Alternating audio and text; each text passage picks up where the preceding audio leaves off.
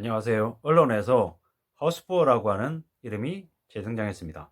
영끌족들의 선택은 무리였다라는 얘기인 거죠. 사실상 영끌족들은 실수요자일까요? 아니면 투기 세력들일까요? 실수요자이면서 투기 세력이다라고 봐야 되는 거죠. 영끌족, 영혼까지 끌어모았다. 사실상 무리한 빚을 떠안았다라는 거죠. 그건 스스로 자기들이 수십 년간 은행에 빚을 감당하겠다라고 한 결정이죠. 근데 앞으로 전 세계가 긴축 모드로 들어갈 것이기 때문에 그로 인한 부담은 더 커질 수밖에 없죠. 심한 경우에 자기가 살고 있는 집을 빼앗길 수도 있다라고 봐야 되는 거죠. 한국은행이 총재가 없는 상황에서도 기준금리를 올렸죠. 그런데 이게 끝이 아니라는 거죠. 고작 2022년 4월일 뿐인데 앞으로 반 이상이 남아있는데 이렇게 서두른 건 앞으로의 상황이 심상치 않다라고 하는 걸 미리 보여주는 예고편과 같은 거죠. 또한 미국이 기준금리를 올해 2.5%, 3%까지 급등해서 올리면 한국은 감당 안 된다는 거죠. 미국이 기준금리를 2%까지 올리든 2.5%, 3%까지 올리든 내년에 또 얼마를 올리든 연끌족들에게 부담은 점점 더 커지고 그 부담의 충격은 폭발할 거다라는 게 앞으로 우리가 보는 모습인 거죠. 지금 벌써 분양시장에서 신규주택 분양시장에서 미분양과 미계약이 속출하고 있죠. 이건 너무 빠른 거죠.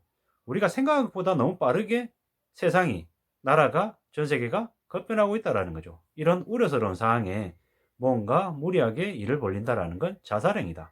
죽겠다라고 작정한 거하고 똑같다라고 봐야 되는 거죠. 절대로 지금은 빚져서는 안 된다는 거죠. 그러면 이미 무리하게 빚을 진 사람들이 어떻게 해야 되냐? 이미 많이 늦었죠. 거의 못 빠져나옵니다. 거의 한 90% 이상 아니면 95% 이상 못 빠져나올 가능성이 크죠. 그럼에도 불구하고 정말로 이 힘들고 어려운 무리한 상황을 벗어나려면 어떻게 해야 되냐? 정말 지금 현재 호가로 얘기하고 있는 그 말도 안 되는 가격을 잊어버리고 실제로 거래할 수 있는 수준의 가격으로 매물을 내놔야 된다는 거죠. 왜 이런 말씀을 드리냐? 저 또한 2021년 한 중반쯤에 집을 처분했습니다. 집을 처분했는데 그 전에 집을 내놓은 지 1년이 넘었어요. 1년이 넘었고 사실상 호가라고 얘기하는 가격과 제가 실제 거래한 가격의 차이는 제법 있었습니다. 근데 팔아야 된다라는 생각을 계속했고 조금 무리하게 마음을 먹고 결정을 했던 거죠. 근데 지금 생각해 보면 그게 신의 한 수였던 것 같습니다. 중간중간에 후회도 좀 많이 되고 좀 내가 바보 같은 짓을 하진 않았나라는 그런 착각을 좀 많이 했었거든요. 왜?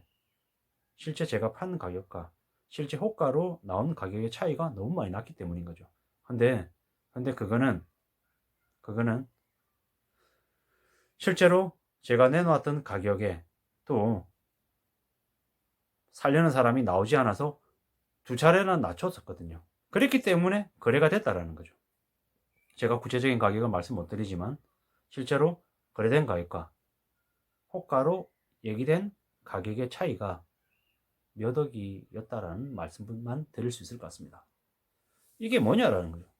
실제로 주변에 보면 뭐 너무 많은 얘기들이 이제 있는 거죠.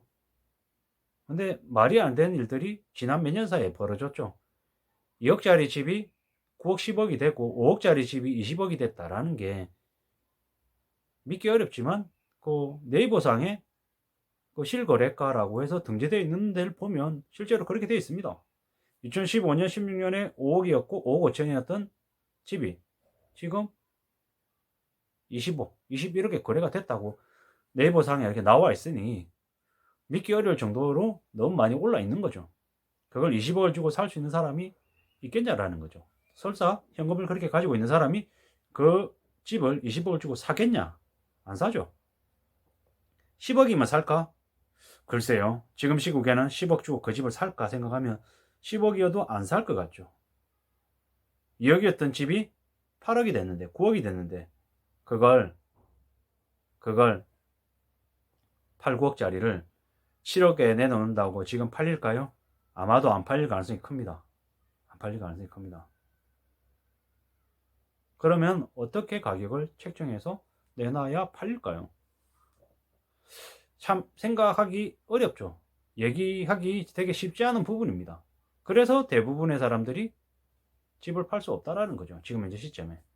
살려는 사람과 팔려고 하는 사람의 가격 차이가 너무 크기 때문에 어쩔 수 없이 끌어안고 쓰러질 가능성이 크다라는 거죠. 이게 지금 현재 모습이라는 거죠. 되게 딜레마죠. 딜레마죠. 근데 그러면 부동산 업계에서 종사하는 사람들이 왜 그렇게 호가를 높여놨을까요? 왜 그렇게? 자기네들은 일반 시장에 구주택들이 거래되는 것 관련해서 별로 관심 없습니다. 새로 신규로 지어서 분양하는 부동산에 대한 관심만 있는 거죠. 그래서 사실상 주변에 호가를 너무 많이 올려놓은 거죠. 한 20억을 올려놓고 자기 분양하는 아파트 가격 9억, 10억 이렇게 얘기하는 거죠. 왜? 그래야 시세보다 절반 가격이니까. 되게 싸네? 분양만 받으면 7, 8억은 그냥 벌 수 있는 거네? 이런 착각하게 만들어서 비싼 가격에 팔려고 하는 거죠. 근데 실제로 그 가격은 불과 몇 년 전에 2, 3억, 4억 하던 동네였다라는 거죠. 어이없는 일이죠. 이런 개수작을 누가 봐도 뻔히 보이는 말도 안 되는 짓거리들을 해놨죠. 근데 이런 것들이 시간이 지나면 지날수록 사람들의 관심을 받을까요? 아니면 외면받을까요? 외면받겠죠. 택도 없는 얘기죠. 답이 없는 거죠.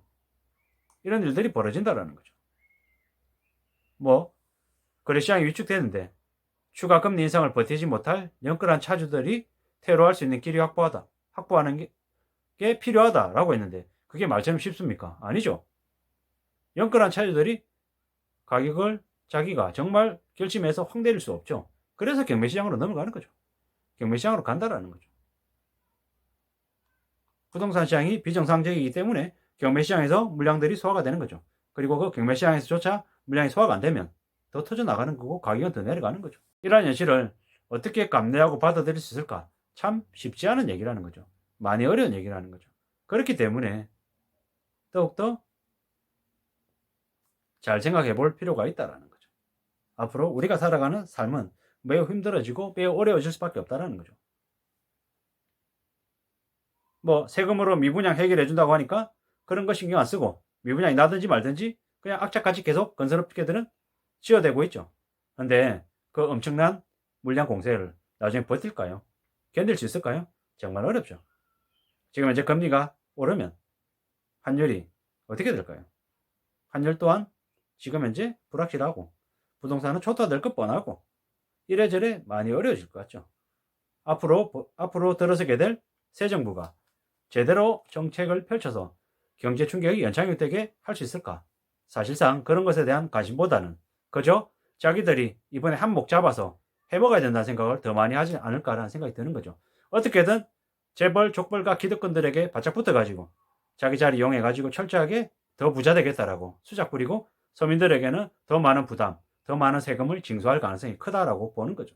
담배값 올리고 소주값 올리고 식탁물가 올리고 대기업 재벌가들은 뭐 경제 성장을 빌미로 해가지고 세금 더 깎아주고 뭐 상속세 같은 거 더 줄여주고 더 그러겠죠. 그리고 검찰 앞세워가지고 공안 제국 만들어가지고 언론에 재갈 물리고 자신들의 반대 세력을 더 핍박하면서 자기들 길만 가지 않을까라는 생각이 드는 거죠. 이게 앞으로 보여질 한국의 상황 같죠. 뭐 미국이 트럼프가 갈라치기하고 적대시하고 액션하고 쇼 부리면서 했던 것들이 한국에도 비슷하게 벌어지지 않을까라는 생각이 이제 드는 거죠. 앞으로 어떻게 될까요? 이명박 정부 시즌2인 앞으로 들어서게 될 새 정부가 끝날 쯤, 말기쯤 되면 어떤 일이 벌어질까요?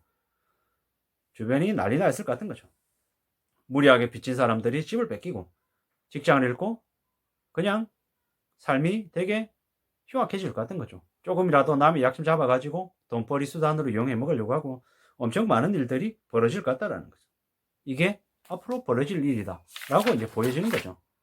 앞으로 5년은 매우 엉망이 될 거다. 민심 따위는 고려하지 않는 강경한 정부 때문에, 그리고 미국의 기준금리 인상, 그리고 중국, 일본 등 우리 주변에 있는 도처에 깔려있는 많은 리스크들 때문에 우리 삶이 더 힘들어질 거다라는 거죠. 앞으로 5년 많은 이들이 몰락하고 무너지고 망가지고 다시 쓰러지고 난 이후에야 나중에 다시 또 시작하겠죠. 앞으로의 5년은 매우 힘들 것이고 또 그 다음 5년 동안은 또 다시 거품을 일으켜서 또 서서히 또 올려가겠다라는 생각이 드는 거죠. 앞으로의 우리의 삶이 매우 힘들어지고 어려워질 것이다. 거품 덩어리, 부실 덩어리인 우리네 자산시장이 폭발할 것이다. 터질 것이다. 근데 그 제깍제깍거리면서 다가오는 속도와 시간이 더 빨라지고 있다. 라고 봐야 되는 거죠. 벌써부터 미분양, 미계약을 얘기하고 있고 금리가 너무 급당해서 언론에서조차 금리 7% 시대가 금방 온다라고 얘기할 정도인 거죠. 제가 봤을 때는 하반기 8%, 내년에 10%는 그냥 된다라고 봐야 될 것 같은 거죠. 근데 이 시기가 더 빨라질 것 같아서 우려스럽고 염려스러운 거죠. 아마 몰락하는 사람들, 무너지는 사람들이 너무 많아서 사람들이 긴장하고 쫄아들 것 같습니다. 앞으로는 경차가 유명해지고 인기를 끌 것이고 다른 사람들은 내보이는 과시하고 드러내는 이런 부분들이 많이 거품이 사라질 것 같습니다. 왜? 실리적으로 살아야지만이 이 힘들고 어려운 현실을 견딜 수 있기 때문인 거죠. 남들한테 과시하고 드러내 보이고 내 폴로라고 하는 명품 옷 입었어. 내가 이건 청바지 30만 원짜리야. 이런 게 의미 없음을 아는 거죠. 당근마켓에서 5천 원 주고 청바지 사서 입어도 사이즈 맞고 찢어지지 않았으면 괜찮다라는 걸 사람들이 받아들이는 시기가 점점 더 다가온다라는 거죠.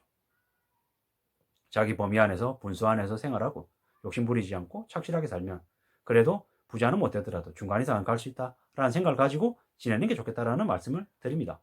제가 영상을 이렇게 찍어서 올리니까 매일 부정적인 얘기하고 매일 지저분하고 되게 암울한 얘기만 많이 한다라고 얘기하시면서 저를 비방하시는 분들 있는데요. 그런 분들이 아무리 비방하고 저를 욕해도 저는 개의치 않고 묵묵히 제가 생각하고 있는 방향대로 꾸준히 앞으로 영상을 계속 올릴 생각입니다. 제가 마음에 안 들면 구독 안 하시면 되고 시청 안 하시면 되는 거죠. 제가 누군가에게 법적으로 혹은 도의적으로 피해를 준 거나 잘못한 부분이 있으면 그 부분 관련해서는 지적을 하시면 겸허히 받는 게 맞고 제가 잘못한 부분이 있으면 당연히 그에 대해서는 반성해야 되는 거고 피드백을 줘야 되는 게 맞고요. 그게 아닌 그냥 개인적으로 왜 인상이 어두워? 인상 찌푸리고 있네? 사투리가 심하네? 혹은 여러 가지 이유로 저를 비방하거나 개인적으로 욕하거나 이런 부분 관련해서는 저 또한 가만히 있지는 않겠다. 일단은 조금은 그 부분 관련해서는 자시하지 않겠다라는 생각을 가지고 있습니다. 개인적인 의견이니까 제가 하는 말에 대해서 틀렸다, 잘못됐다라고 하는 부분 관련해서는 언제든지 지적해 주는 부분 관련해서는 겸허히 받아들이겠습니다. 다만 그게 아닌 개인 신상이나 개인에 대한 이유 없는 그런 지적이나 이유 없는 비방이나 욕설은 절대로 받을 생각이 없으니 거기에 대해서만 감안해 주시면 좋을 것 같습니다. 참고하시면 좋겠습니다. 아무쪼록 항상 이 모자란 부족한 제 영상을 시청해 주셔서 항상 감사드립니다. 고맙습니다.